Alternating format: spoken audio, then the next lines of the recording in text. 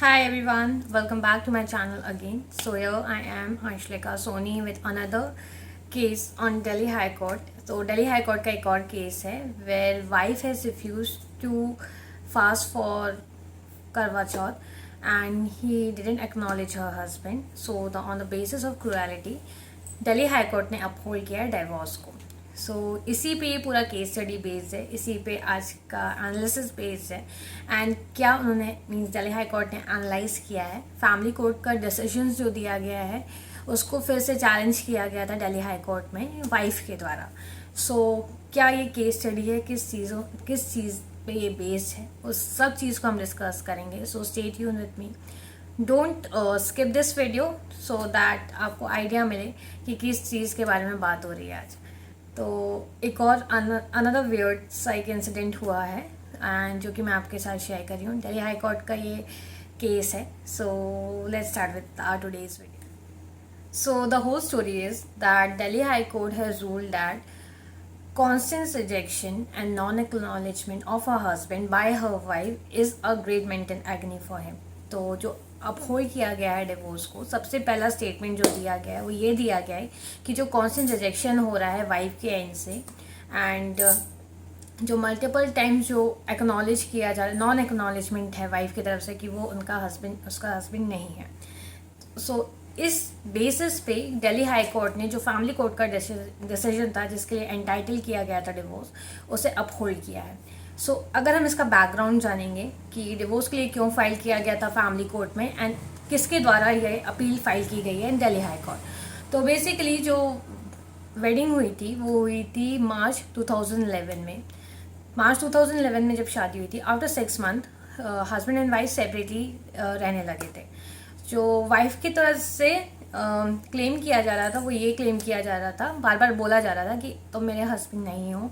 उसे as a husband वो consider नहीं कर रही थी, एक्नॉलेज नहीं कर रही थी एंड ये बोल रही थी कि मेरी जो शादी हुई है वो फोर्सफुली हुई है. जो टेस्टमनी हस्बैंड की तरफ से दी गई है वो ये दी गई है कि वाइफ ने करवा चौथ का फास्ट नहीं रखा. उसने ये कहा कि तुम मेरे हस्बैंड नहीं हो, मैं किसी और इंसान को अपना हस्बैंड कंसिडर करती हूँ. सो दैट्स वाई ये डिवोर्स के लिए फाइल किया गया. सो जो फैमिली कोर्ट में डिसीजन जो स्ट्राइव किया है वो ये सारे एनालिसिस को देखते हुए किया है. उन्होंने ये कहा है कि जो हस्बैंड है, बेसिकली यहाँ पे अगर हम अपीलेंट की बात करें तो पिटिशनर जो है या अपीलेंट जो है वो है वाइफ एंड यहाँ पे रिस्पॉन्डेंट जो है वो है हस्बैंड. एंड जो डिवीजन बेंच बैठी है उसमें है honourable justice Suresh Kumar Kait and honourable justice Neela Balsan Krishna. तो ये दो जस्टिस जो हैं इस पर्टिकुलर केस को देख रहे थे.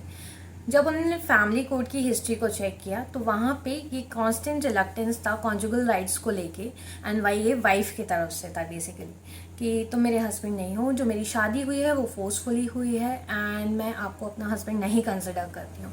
इसी के बेसिस पे ये डिसीजन दिया गया था कि जो डिवोर्स है वो मेंटल एग्नी जो हस्बैंड के ऊपर जो हस्बैंड को झेलना पड़ रहा था उसके बेसिस पे जा रहा है, क्योंकि आपका पीस ऑफ माइंड अफेक्ट होता है इससे, आपका मेंटल बैलेंस जो है वो बिगड़ता है एंड बार बार रिजेक्शन कोई भी नहीं सह सकता.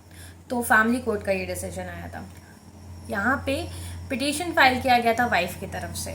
तो वाइफ ने जो पर्टिकुलर पिटीशन फाइल किया था उसमें बेसिकली पहले उन्होंने 498A मीन्स डाउरी सिस्टम के अंदर उन्होंने ये बोला था कि हस्बैंड की फैमिली ने फोर्स किया है उन्हें दहेज देने के लिए.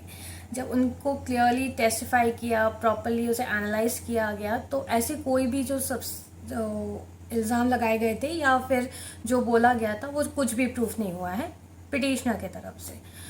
तो दिल्ली हाई कोर्ट ने ये सारी चीज़ों को एनालाइज करते हुए सारी चीज़ें जब उन्होंने देखी तो उन्होंने कहा कि मल्टीपल टाइम्स अगर आप रिजेक्ट कर रहे हो किसी को अपना हस्बैंड कंसिडर करने से एंड जो भी रिलक्टेंस था वो था पिटिशनर की तरफ से मीन्स वाइफ की तरफ से. तो वो कॉन्जुगल रिलेशनशिप जो था वो बेड ऑफ रोजेस पे नहीं था, वो उसमें काफ़ी प्रॉब्लम्स थी जिससे उन्हें फेस करना पड़ रहा था. तो इसी के बेसिस पे दिल्ली हाई कोर्ट ने इस पर्टिकुलर डिसीजन को अपहोल्ड किया है. उन्होंने ये कहा है कि रिस्पोंडेंट को इस पर्टिकुलर चीज़ के लिए फॉर दिस पर्टिकुलर मैरिज उन्हें काफ़ी सफ़र करना पड़ा है. उन ये जो एक पर मैरिज का जो रिलेशनशिप है वो दोनों तरफ से होता है. अगर एक तरफ से इतना रिलक्टेंस है तो कोई भी इस चीज़ को कैरी फॉरवर्ड नहीं कर सकता. First thing. सेकेंड थिंग, जो उन्होंने मीन्स वाइफ ने, पिटिशनर ने जो इल्ज़ाम लगाए थे for dowry under section 498 of IPC 1860 के अंदर, वो उसका कोई बेस नहीं था. यहाँ पे जो रिलक्टेंस था वाइफ की तरफ से था, हस्बैंड की तरफ से नहीं था. तो इसलिए भी ये जजमेंट को अपहोल्ड किया गया. तो ये जो पिटीशन फाइल की गई थी वाइफ के द्वारा, उसे डिसमिस की गई है दिल्ली हाई कोर्ट के द्वारा. सेकेंड थिंग, जो मेंटल पीस था रिस्पोंडेंट का, हस्बैंड का, वो भी काफ़ी ब्रेक हुआ है. क्योंकि आप मल्टीपल टाइम्स किसी चीज़ के लिए मना करेंगे तो कोई भी उस चीज़ को एक्सेप्ट नहीं कर पाएगा, एंड इससे आपकी वर्क लाइफ बैलेंस भी बिगड़ती है. थर्ड थिंग, तो ये सारे जो एनालिसिस हैं फॉर डिवोर्स, ये सारे प्रॉपर ग्राउंड्स ऑफ फैक्ट्स दिए गए जिससे कि ये डिसीजन जो है अपहोल्ड किया गया था फैमिली कोर्ट का. एंड जो पिटिशनर थी वाइफ, उनका पिटिशन जो है वो डिसमिस किया गया था. एडवोकेट जो पिटिशनर की तरफ से थे वो थे ज्योति बत्रा, एंड जो रिस्पोंडेंट की तरफ से मीन्स हस्बैंड की तरफ से थे वो शैलिन दाहिया थे. So this was the whole case study that is based on the reluctance that has been shown by the wife towards his husband, and Delhi High Court ने इसे uphold किया है. And you can watch the complete video. Don't skip this video. If you like it, please click on like button, do subscribe and hit the bell icon. Stay tuned with me.